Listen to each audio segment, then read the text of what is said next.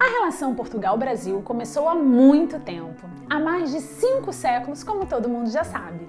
Mas, de uns tempos para cá, a relação entre os dois países tem ficado cada vez mais estreita. E essa ponte aérea tem sido embalada por uma trilha sonora composta por canções de artistas portugueses e brasileiros. A Sociedade Portuguesa de Autores representa os interesses de mais de 20 mil autores portugueses e estrangeiros e gere os direitos dos autores. A SPA é uma cooperativa fundada em 1925 para a gestão e representação dos direitos de autor de todos os segmentos artísticos. Já a União Brasileira de Compositores é uma associação dirigida por autores cujo principal objetivo é a defesa e a promoção dos interesses dos titulares de direitos autorais, além, é claro, da distribuição dos rendimentos gerados pela utilização das músicas. Fundada em 1942, a UBC atua com excelência em tecnologia da informação e transparência, representando mais de 40 mil associados. O Papo de Música celebra o acordo de reciprocidade entre essas duas sociedades. Por isso, a SPA e a UBC estão juntas nessa ponte aérea Portugal-Brasil. Muito boa noite, sejam bem-vindos ao Papo de Música, essa ponte aérea que está, de alguma maneira, estreitando a relação ainda maior, né? Está estreitando ainda mais a relação Portugal-Brasil. Hoje eu estou tendo a honra de receber dois artistas que eu gosto muitíssimo. Uma delas, inclusive, eu estou entrevistando pela segunda vez e estou tão nervosa quanto a primeira. Então, se eu gaguejar aqui, vocês me desculpem, porque ela, na verdade, é uma das rainhas que a música brasileira tem, que a música contemporânea tem, e ela é exemplo para centenas de artistas, principalmente da minha geração, e é uma cantora que eu ouço desde muito cedo. E é com muita alegria que eu estou recebendo hoje nesse encontro, nessa ponte aérea, Adriana Calcanhoto. Seja muito bem-vinda. E eu aproveito também para receber um outro músico contemporâneo também, que está renovando a música popular portuguesa. Já entrevistei também, ele, na verdade, ele é o primeiro artista não brasileiro que passou pelo Papo de Música e abriu a porteira para agora a gente estar fazendo essa ponte aérea. Seja muito bem-vindo, Thiago Nacarato. Oi. Obrigado pelo convite. Eu que agradeço a vocês dois. E eu quero começar com a Adriana, Thiago, por uma questão de referência e reverência também. Claro. Eu quero começar perguntando para ela quando é que começou a relação dela com Portugal. Não estou nem dizendo a relação profissional, não, mas a sua relação com o país. Na verdade, bom, primeiro, obrigado pelo convite, alegria estar aqui com você, com o Thiago, a gente conversar desse jeito pandêmico, né, que a gente faz as reuniões, os encontros.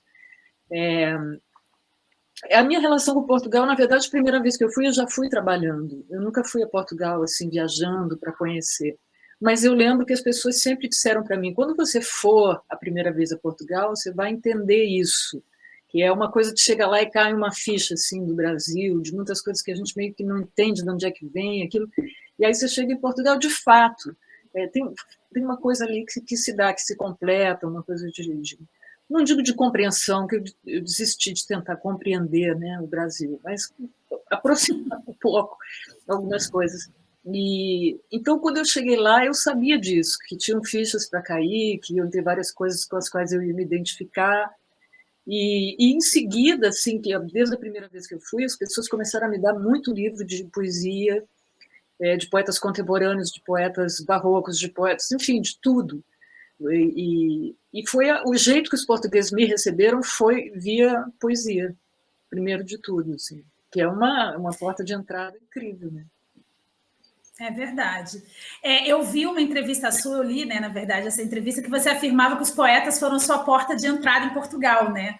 E a gente está aqui falando dessa relação Brasil-Portugal, e você talvez seja uma das cantoras contemporâneas que mais bebe dessa fonte literária. Muitas das suas músicas vêm dessa literatura, né? Como é que, depois de você encontrar a poesia portuguesa, Adriana, como é que isso te ajudou a lapidar ainda mais as suas canções? Estudando o trabalho dos poetas, porque aí eu fui recebendo livros, mas eu assim, me apaixonava pelo poeta, nem bem sabia em que tempo ele estava, então eu tive que estudar mesmo isso. E aí fui descobrir, é um fio de meada, né? Você pega um poeta, puxa, aí tem uma citação, tem uma epígrafe, tem qualquer coisa, uma dedicatória de um poema para alguém, você vai descobrindo os outros, assim, então eu fui estudar, e isso, estudando isso, isso ajudou fatalmente o meu trabalho de composição, meu processo, de uma maneira geral, criativo, assim, por estar estudando a obra deles, e porque muitos poetas contemporâneos eles dão entrevistas sobre a feitura, né, dos poemas, sobre o processo criativo e tudo isso, e então é muito material, e tem muito poeta bom. E eu fiquei apaixonada por algumas coisas assim, que fui arrebatada por Lilia Lopes, por Roberto Helder, Alexandre O'Neill, enfim, um mundo, assim. O mundo. Tiago, você é filho de brasileiros, então eu imagino que a sua relação com o país tenha começado de berço mesmo. Mas quando que você entendeu que o Brasil era um país irmão de Portugal e que tinham coisas muito semelhantes? Foi quando você veio para cá? Então, acho que o contacto mais real com essa realidade realmente foi quando eu fui a Salvador da Bahia. Aí é que se repara muito bem que a arquitetura é muito parecida com Lisboa. Tem muito da arquitetura de Lisboa, tem no Pelourinho. Acho que é a relação mais próxima a nível arquitetónico e cultural que eu consigo enquadrar nestas parecenças e nesta irmandade. Depois, a nível sonoro, o próprio fado tem muito de samba e o próprio samba tem muito de fado. Se nós formos pegarmos, por exemplo, o Último Desejo do Noel Rosa, aquilo tem muito de fado, é muito fadístico aquilo. Então, a nível estético e esta troca que tem, os próprios instrumentos, o cavaquinho, muitos instrumentos, o bandolim, que se usa de maneira diferente, mas existe uma relação, porque são o mesmo instrumento. Então eu comecei a ver aí que existe uma parecença dos dois países, sim. Ô, Adriana, você que deu aula sobre composição numa universidade portuguesa, na universidade, uma das mais importantes de Portugal, a Universidade de Coimbra, pegando esse gancho que o Tiago falou para a gente, quais são as semelhanças que você vê na música brasileira e na música portuguesa e as principais diferenças também? Eu acho que agora começou um processo que eu esperava, eu não entendia por que não acontecia antes, mas que é um processo de retroalimentação das duas coisas. Uhum. É a ponte mesmo. E isso eu não entendo por que não se deu antes. Há muitos anos que eu vou a Portugal e penso sobre isso. Mas lembro também assim também do trabalho, por exemplo, que a Mísia fez pelo fado, que ela se aventurou na contramão geral, assim, o fado ainda era uma coisa complicada naquele momento, porque era relacionado a Salazar, era ainda uma coisa dessa visão que se tinha, né? E aí a Mísia pega o fado e faz isso que o fado permite, que é você trocar os poemas, desde que tenham a mesma métrica, você troca, como pode fazer no blues, né? Mas o fado me parece mais interessante. E aí isso que a Malha fez. A Malha botou Camões num fado tradicional e dividiu o país literalmente, né, com isso, assim. Que loucura, então eu acho que tudo isso tudo isso é uma trajetória, uma coisa que vai somando, vão aparecendo, né, pessoas vão comentando isso, e a ligação da poesia com a música também é muito forte em Portugal. Ô, Adriana, ensinar jovens de vários lugares do mundo a escrever canções mudou um pouco o seu formato de escrever canções? Porque quando a gente ensina, a gente aprende muito também, né? A melhor parte de ensinar, para mim, é isso, é o quanto você tem que estudar para ensinar. E aí, as primeiras aulas que eu dei, eu levava bastante conteúdo, assim, mas parecia que aquilo era completamente sugado na primeira meia hora, então era uma demanda incrível, assim. Agora, eu tinha alunos jovens e eu tinha alunos mais velhos, gente mais velha do que eu. Devo dizer que os mais jovens têm uma coisa mais aberta, normal, assim, né? Mas também com a experiência dos mais velhos se aprende. Então, eu tinha pessoas de todo tipo de gente, assim, gente do direito, gente de poesia e canção, gente de música, gente que fez o conservatório, advogado, psicanalista, juiz, isso que é. Até gente Muito bom. de canção. Eu queria estar nessa aula. Eu Thiago, também. você. Não é? Eu também. Olha isso. Eu tenho que voltar para lá só para dar mais um semestre para a gente poder. Eu quero muito ir. Se eu puder. Ô, Thiago, você. Ô, Adriana, não podia? Não é, você não precisa estar matriculado, você não precisa ser. É um oferecimento da universidade para a comunidade, uma coisa aberta. Então, pessoas assim, pessoas que já se aposentaram e têm tempo agora para isso, e pessoas que querem fazer disso sua profissão e estão trabalhando duro. Então, o Pedro Ferreira foi meu aluno 2 anos atrás, e agora ele está aí compondo com o Arthur Nogueira, ele está aí tocando o piano dele, fazendo as canções. Que maravilha! Ainda por cima, Coimbra é uma cidade encantadora, não é? Aquele jardim botânico é maravilhoso.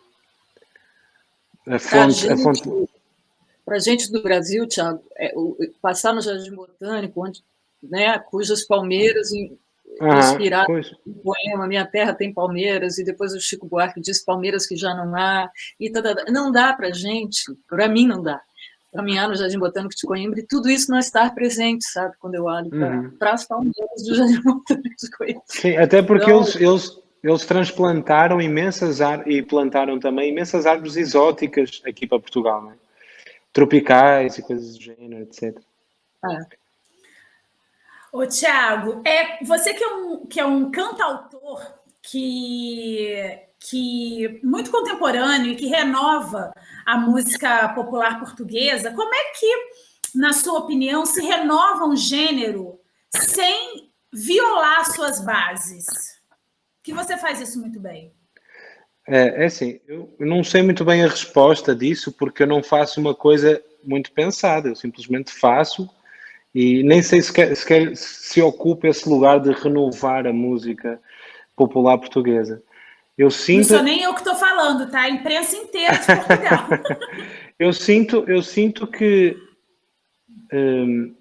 existe uma idade de ouro, assim, porque nós, da música portuguesa, porque nós viemos de uma fase em que as grandes influências eram influências externas, vinham muito de Inglaterra, vinham muito dos Estados Unidos, do Brasil também, e cantava-se muito em inglês em Portugal, compunha-se muito em inglês, e as bandas que tocavam em português faziam um rock pesado. Depois tivemos uma fase, porque o país é pequeno, então as fases são predominantes no país todo. E depois tivemos também uma fase dos DJs e assim, ouvia-se mais essa música eletrónica, etc. E sinto que nesta década estamos a revisitar talvez os grandes compositores e a ter a coragem, digamos assim, de escrever em português, de Portugal mesmo, assim. Então eu sinto que cada vez mais existe assim uma panóplia gigante de artistas maravilhosos a escrever na língua portuguesa, e que esta idade é uma idade de ouro, assim. E pronto, eu acho que eu faço parte, se calhar, desta nova vaga, e felizmente que é assim. Ô, Adriano, o Brasil é um dos países que mais consome a própria música, né?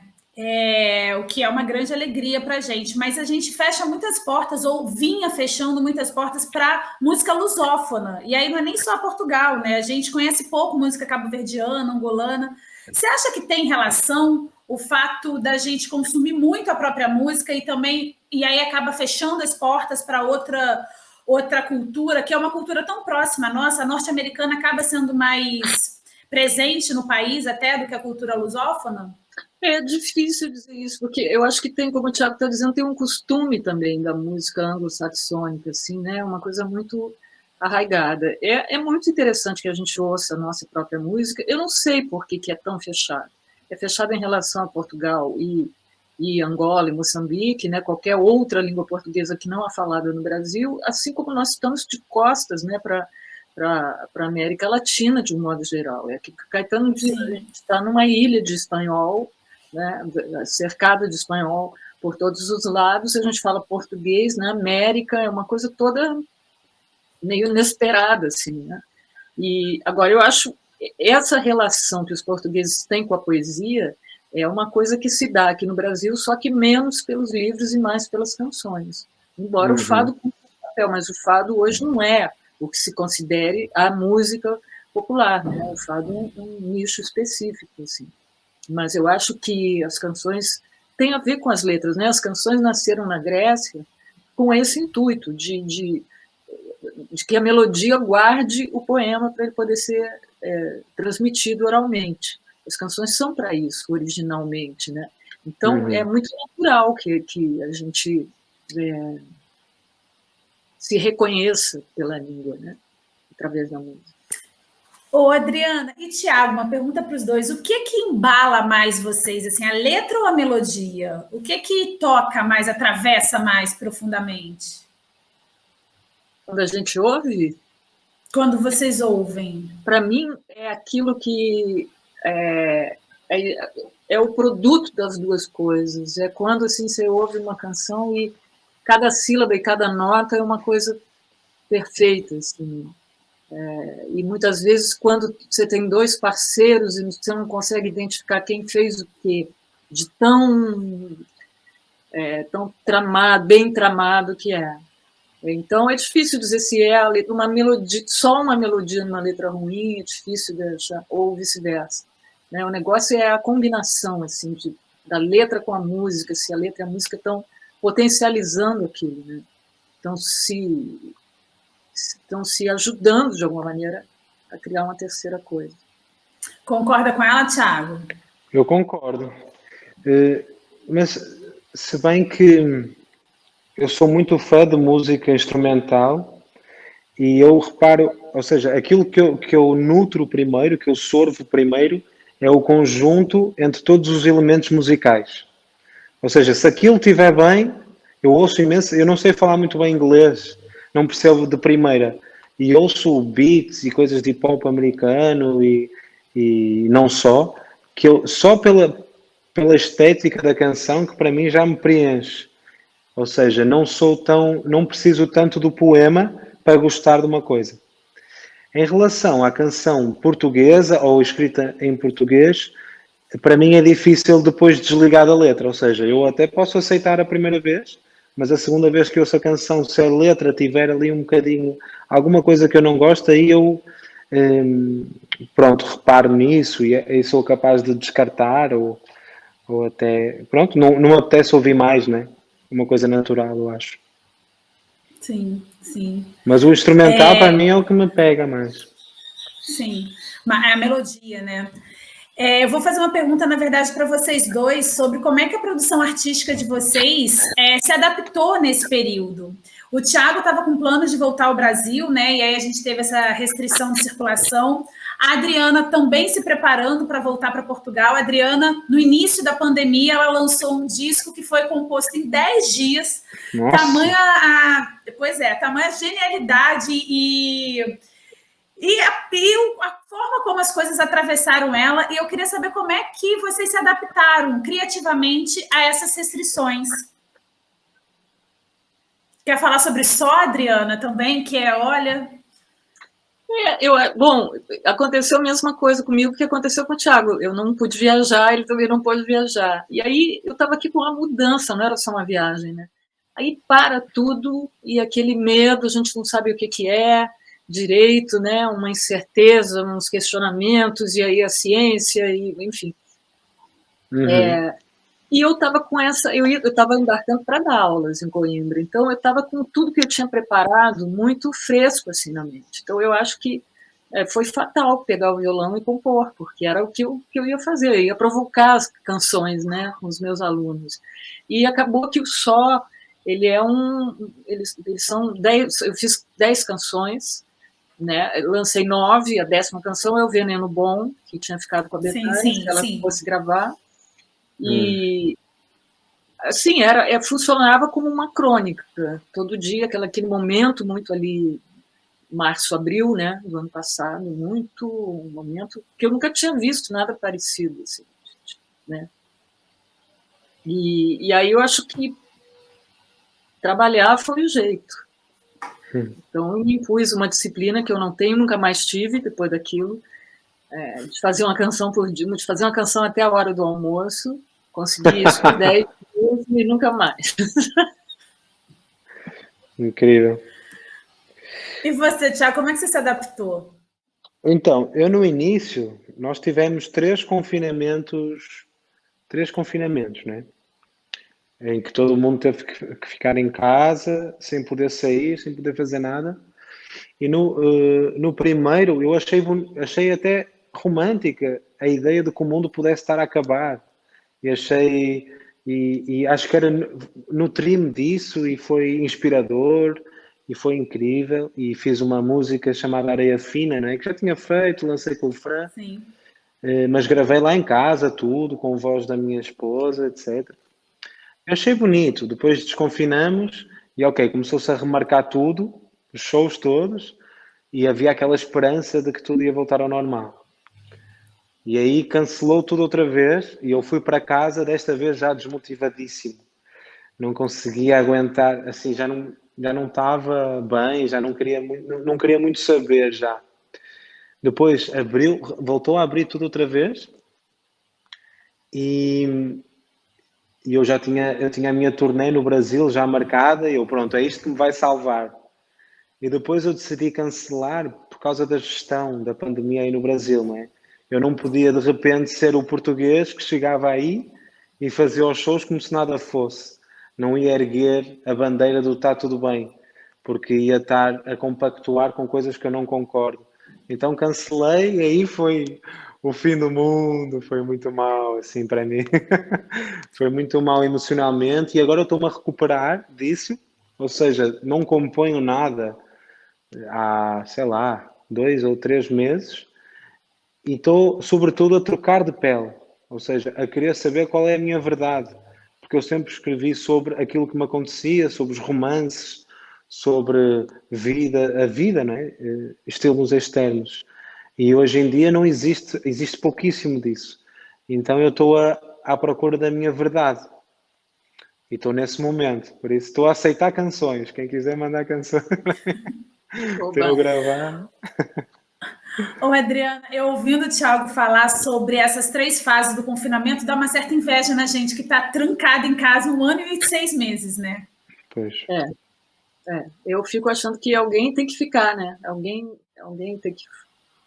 Eu não conseguiria não ficar. Enfim, estava vendo o Thiago falar isso, que foi, claro, cancelar uma turnê é horrível, sempre é.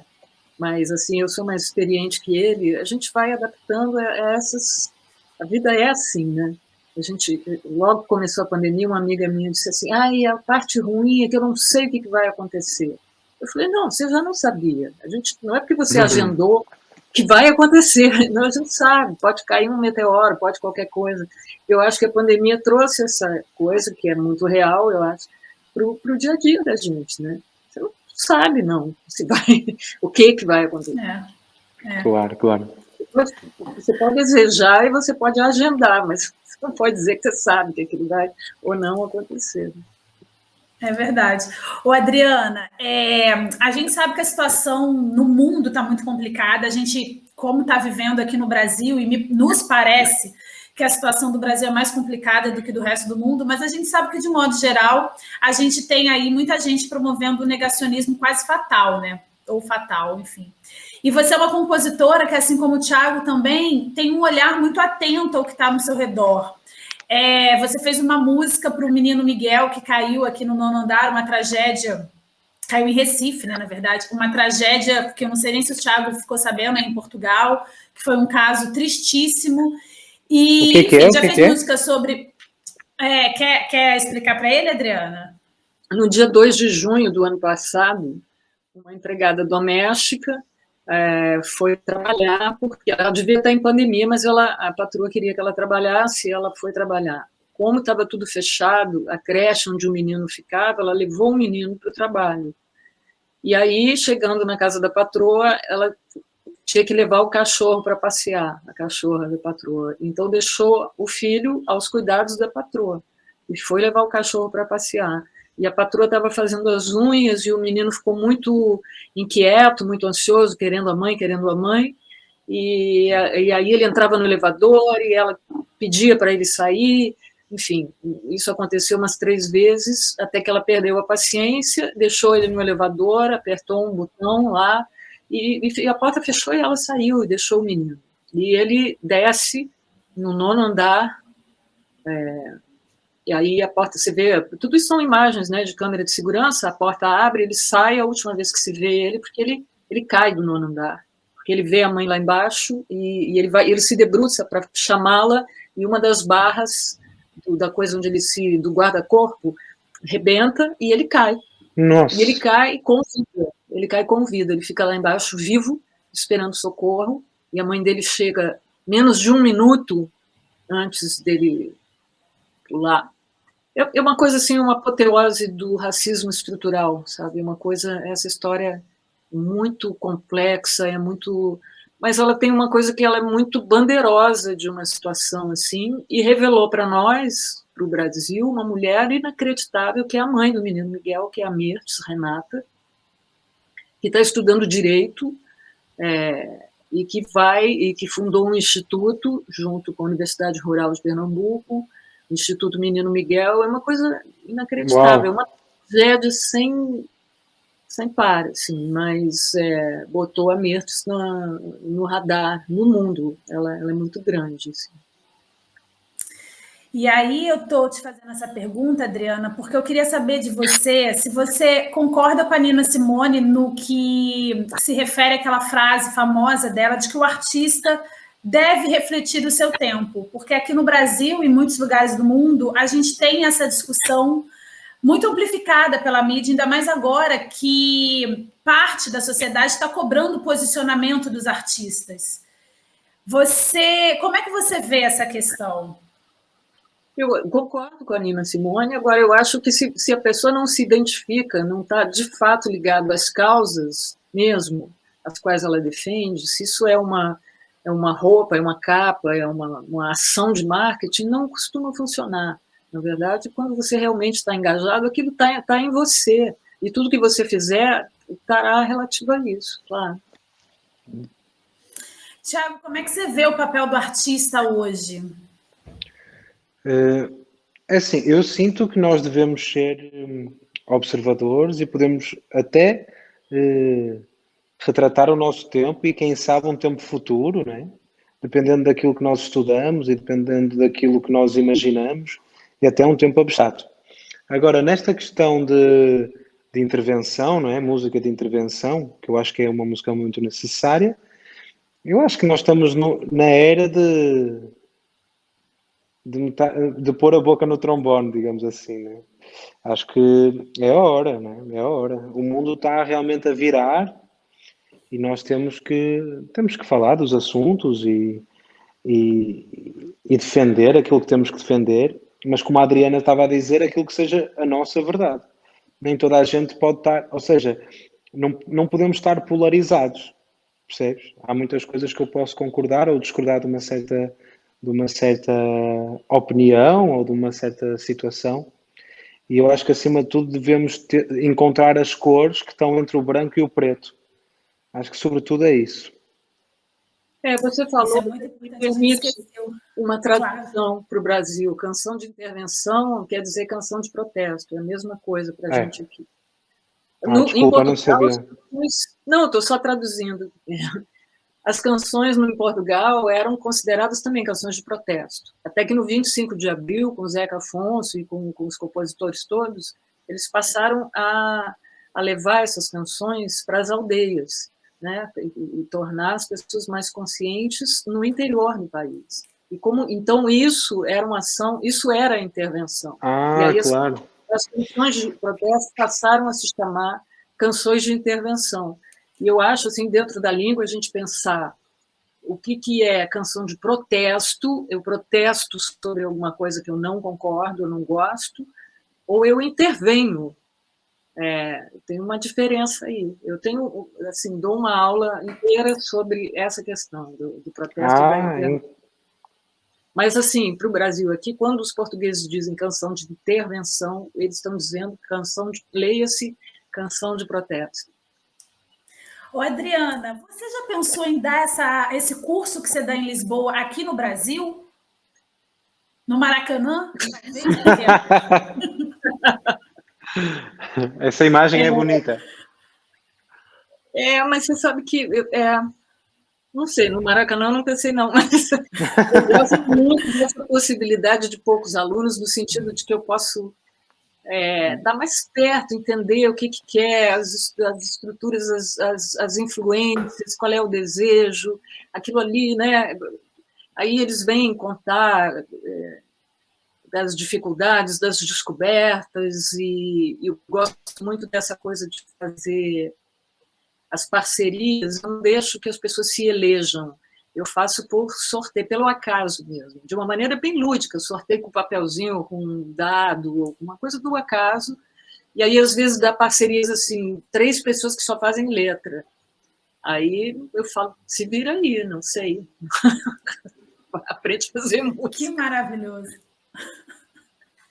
Não, 3. Eu queria cuidar de cada um, entendeu? Tem uma coisa muito parecida com um método assim, da Pina Bausch, que todo o material humano ali, tudo que os bailarinos viviam na vida pessoal, era material para ela. Então você vê ela o tempo todo ouvindo as pessoas, ouvindo as histórias, ouvindo. E isso com os alunos é assim também. Aí você começa a ver como eles estão tratando das questões das suas vidas através das canções que eles estão fazendo. Essa possibilidade eu não teria com o Maracanã, se fosse só uma só. Então, eu tenho uns 25, 26 alunos.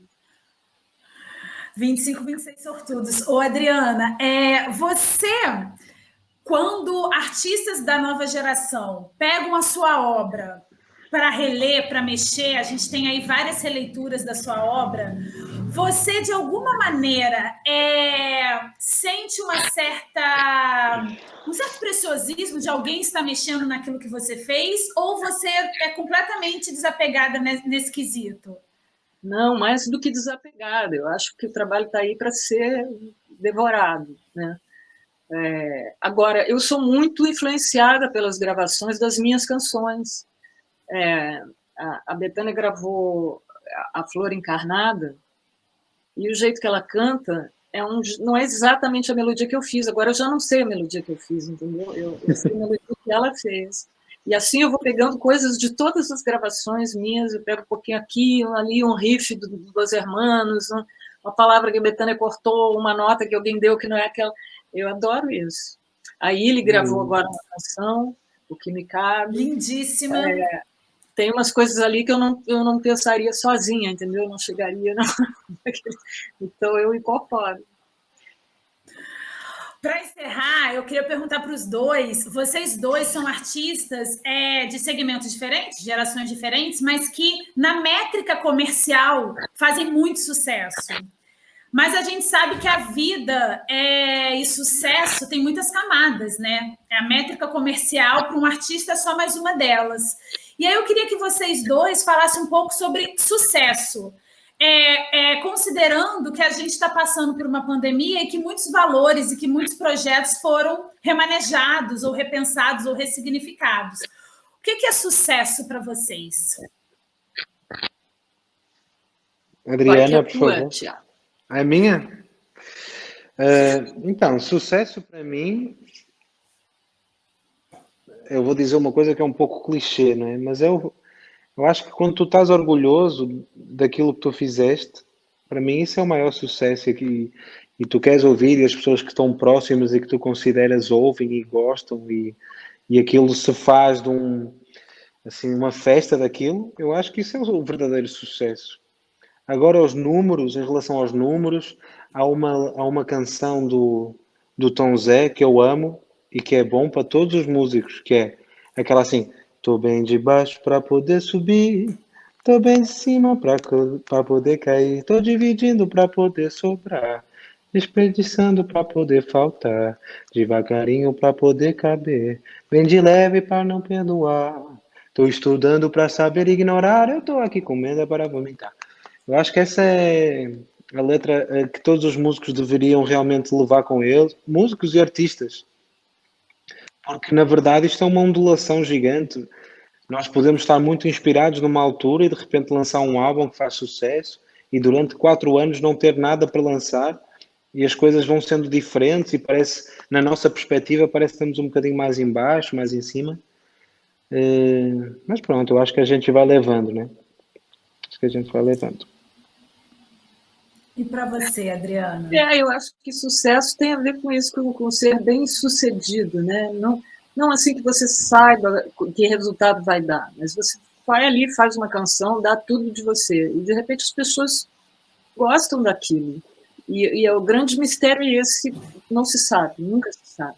Né? Então eu acho que sucesso é isso, é quando você se propõe a fazer uma coisa, você dá tudo de você, aquilo as pessoas reconhecem, as pessoas que fizeram, gostaram, curtiram, aprenderam. É um projeto bem sucedido, isso é sucesso. Né? Bom, para mim, sucesso entrevistar a Adriana 2 vezes, ser amiga do Thiago. Estou aqui super bem sucedida no final dessa entrevista. Para encerrar, a gente tem sempre aqui no Papo de Música e nessa ponte aérea, eu vou pedir uma palhinha para vocês dois, mas pode ser uma palhinha declamada. Palhinha! A palhinha é a seguinte, eu vou pedir para a Adriana uma música, Adriana, ou um poema que venha de Portugal e que você tenha uma memória afetiva muito profunda em relação a esse poema ou a essa música.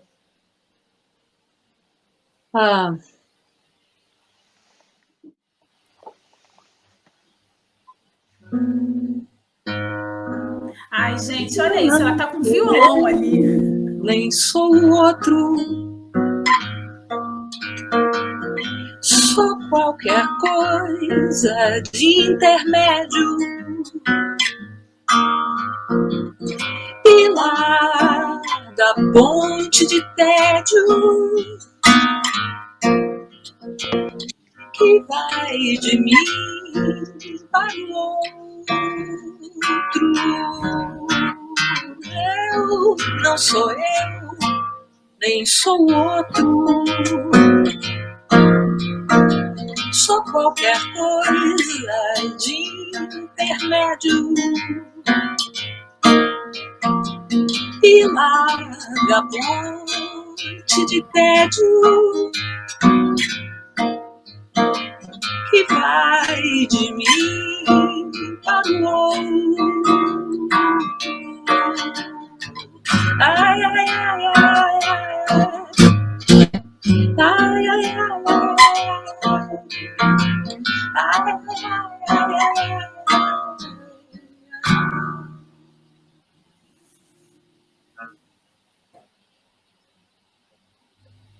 Esse é o outro Carneiro. Eu tenho muito boas lembranças do tempo que eu mergulhei na poesia do Mário de Sá Carneiro, a convite no Brasil, antes de ir a Portugal, em 1996, a convite da editora, descobri a obra do Mário de Sá Carneiro e aí nunca mais parei de gostar.